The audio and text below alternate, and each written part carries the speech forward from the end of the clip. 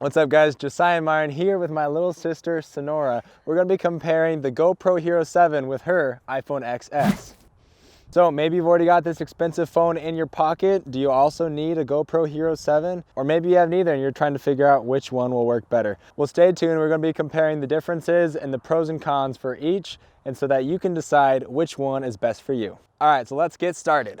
Okay, so the first topic that we're going to be covering is frame rates. Both cameras have the ability to shoot at 120 frames per second or even 240 frames per second at 1080p. Now in 4K recording, both have the same at 24 frames, 30 frames, and 60 frames, which I really love to be able to shoot slow-mo footage in 4K quality. Okay, so I'm gonna give you guys a couple quick examples of slow-mo footage on the iPhone XS versus the GoPro Hero 7. Sonora, let's get you doing some cartwheels.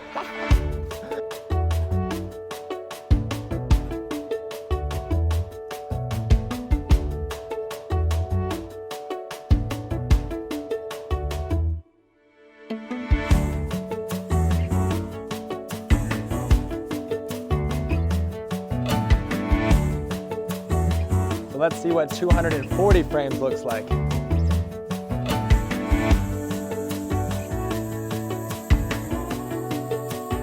All right, let's see that 240 frames.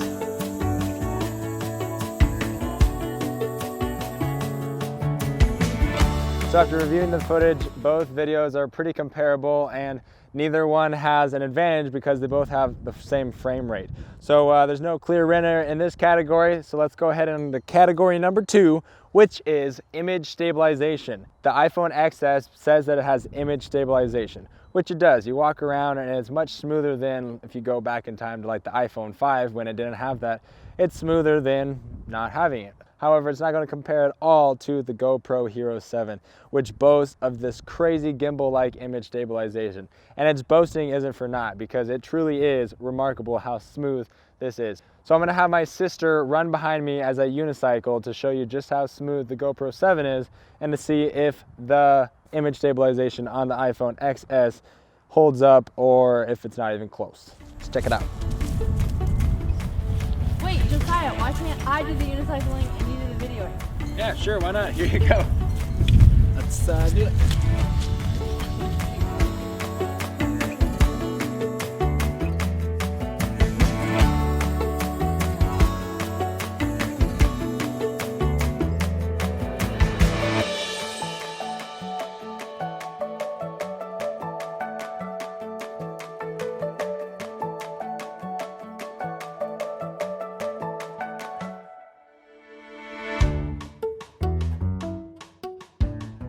Okay, so there's a really clear winner in this category. The GoPro Hero 7 stabilization is much better, hands down.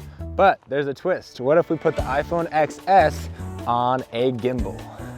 All right, so I just got the phone mounted on this Osmo Mobile. I'm gonna get Sonora back on the unicycle and do a test just with the iPhone and see how smooth I can get it.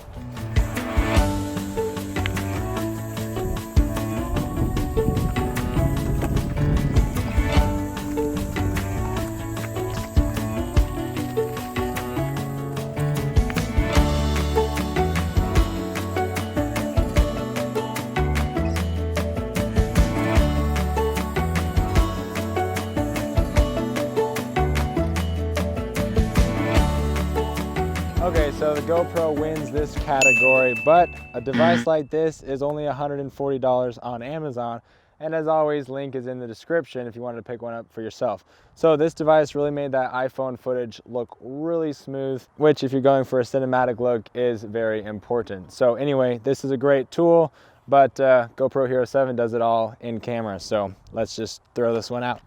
And on to the next category, which is underwater filmmaking. Now, I don't have very many opportunities up here in Alaska to go snorkeling or diving because the water's too dang cold. But if you live in Hawaii or a place down south that you go swimming a lot, then water sports and underwater filmmaking might be something that you're into. Now, the GoPros have always been a great option for underwater filmmaking. Ever since the Hero 5, the casing was already waterproof. You didn't have to buy a special case. So out of the box, you drop it in the water, no problem.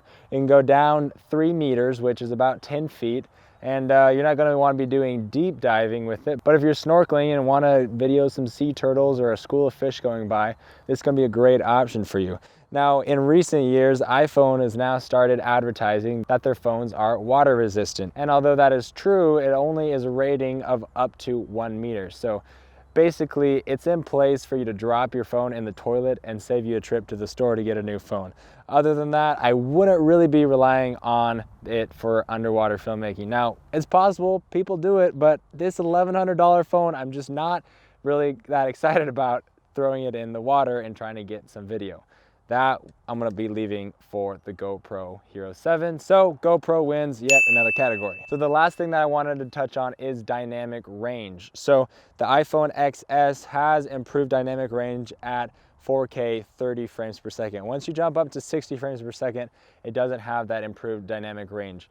The GoPro Hero 7, honestly, it's not meant for having great dynamic range. It has improved drastically from the GoPro Hero 5 as far as keeping the sky a good color even though you're filming a darker subject. So that is an improvement in the GoPro lineup, but as far as comparing the GoPro to the iPhone XS, the XS is going to win out on this one as far as having a better range. And lastly, something that I wanted to touch on was aperture. Essentially, a GoPro has an aperture of like 15 or something crazy high. Everything is in sharp focus no matter where you point or how close to the subject you are. So the GoPro has a really deep depth of field or a deep focus. It's going to be focused on anything. So if you put this GoPro really close to a subject, the subject's going to be in focus, but so is the background. You're not going to get that smooth, buttery bokeh that a lot of videographers like. Now on the iPhone XS, it has two cameras on the back. One is an f-stop 1.8 and one is an f-stop 2.4. So if you download a specific app, you're actually able to rack focus or pull focus or focus on something that's really close to you and then rack it to something farther away from you. So this can be a great feature if you're looking to have a little bit more of that cinematic touch and not just have everything in sharp focus. Having stuff in sharp focus isn't necessarily a bad thing, but for some people, you really want to have that clean looking bokeh. So to wrap up this video, I'm really impressed with the GoPro Hero 7. Its performance is spectacular and I would highly recommend it if you don't have one already. And if you'd like to help me out, a small YouTuber not making anything from AdSense yet because I don't have enough subscribers, then you could help me out. Click on the link in the description, buy one from Amazon, and I'll get a very small kickback at no additional cost to you. So that'd be much appreciated. Or if you already have the GoPro Hero 7, hit that like button to show your support, comment something nice, and have an awesome day. We'll see you guys in the next video.